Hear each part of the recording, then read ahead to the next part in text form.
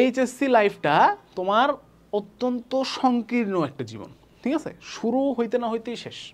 আমি যখন মানে আমার সময় যদিও করোনা অ্যাটাক করছিল, স্টিল আমার কাছে মনে হলো আমি নটরডেমে ঢুকলাম, হ্যাঁ, ক্লাস শুরু হলো, ফার্স্ট কুইজ হইলো, খারাপ করলাম কুইজে, মন টন খারাপ, হুট করে মনে হলো যে এইচএসসি পরীক্ষা দিয়ে হচ্ছে অ্যাডমিশন টেস্ট চলে গেলাম, ঠিক আছে? হুট করে এই মাঝের সময় ভাইয়া এত ফাস্ট যাবে, এত তুমি হচ্ছে অল্প সময় পাওয়া জিনিসপাতি করার জন্য যে তুমি সিরিয়াসলি সাফার করবা ভাইয়া পরে।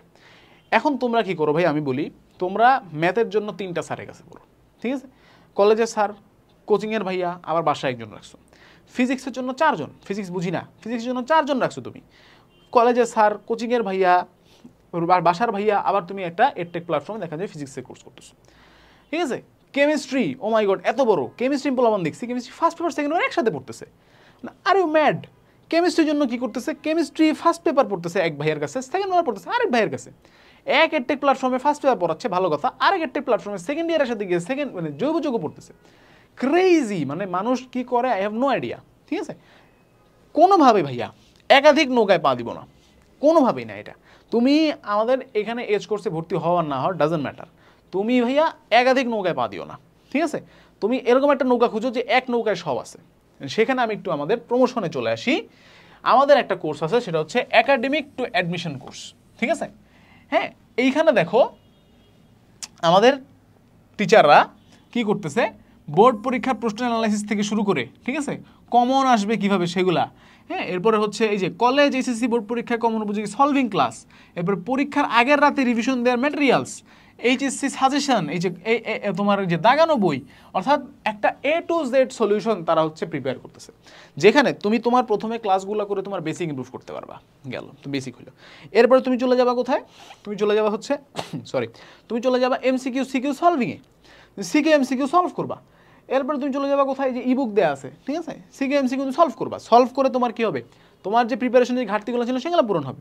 ইভেন এইটা তোমাকে সাপোর্ট দেওয়া হচ্ছে কোন পর্যন্ত বলো তো ভাইয়া? একদম শেষ মুহূর্ত পর্যন্ত তোমাকে ব্যাকআপ দেওয়া হচ্ছে, পরীক্ষার আগের রাত পর্যন্ত। পরীক্ষার আগের রাতে কি পড়বা সেটাও তোমাকে কই গেল, এই যে ম্যাটেরিয়ালস, লেকচার শিট আকারে পরীক্ষার আগের রাতে রিভিশন দেওয়ার মতো ম্যাটেরিয়ালস তোমার কাছে দিয়ে দেওয়া হচ্ছে।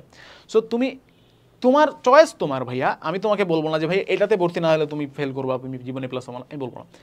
Choice is yours. তুমি কোনো একটা কোচিং সেন্টারে এরকম অল ইন ওয়ান এনকম্প্যাসিং জিনিসপাতি পাবা কিনা আমাকে তুমি জানাইও, যে ভাইয়া পরীক্ষার আগের রাত পর্যন্ত আমাকে সাপোর্ট দিবে অমুক জায়গাতে, ঠিক আছে?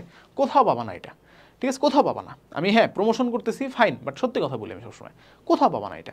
এখন তোমার যদি মনে হয় যে না আমি এরপরও 2-3 নৌকায় পা দিব, তারপরে তুমি হচ্ছে গিয়ে ধরা খাবা, এবং ধরা খাওয়ার পরে এসে বললো না যে ভাই ধরা খাইছি, ঠিক আছে, যেহেতু খারাপ হয়ে গেছে, এখন আমার কি হবে, এটা নিয়ে ভিডিও বানাবো পরে।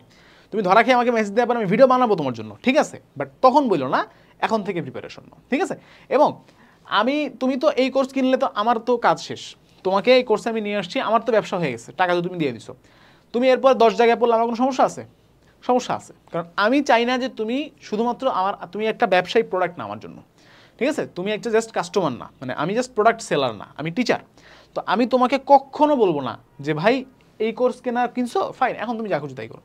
এই কোর্স কেনার পরও তোমার আর কোনো কোর্স কেনার প্রয়োজন নাই, তুমি বাসায় বসে পড়ো, ঠিক আছে? তোমার ম্যাক্সিমাম মানুষের কলেজ দূরে হয়, ঢাকা শহরে যারা থাকে, তোমার যাওয়া আসা কলেজ করতে করতে তোমার দিনের মধ্যে 10-12 ঘন্টা চলে যাচ্ছে, তুমি আর টাইম পাবো কোথায়? 12 ঘন্টা যদি কলেজে যাওয়া আসা যায়, কলেজ প্লাস যাওয়া আসা, তারপর 8 ঘন্টা যদি তুমি ঘুমাও, তাহলে 20 ঘন্টা শেষ, থাকতে স্যার 4 ঘন্টা খাওয়া দাওয়া, চিল এটসেট্রা করতে কোথায় তোমার সময় তো নাই।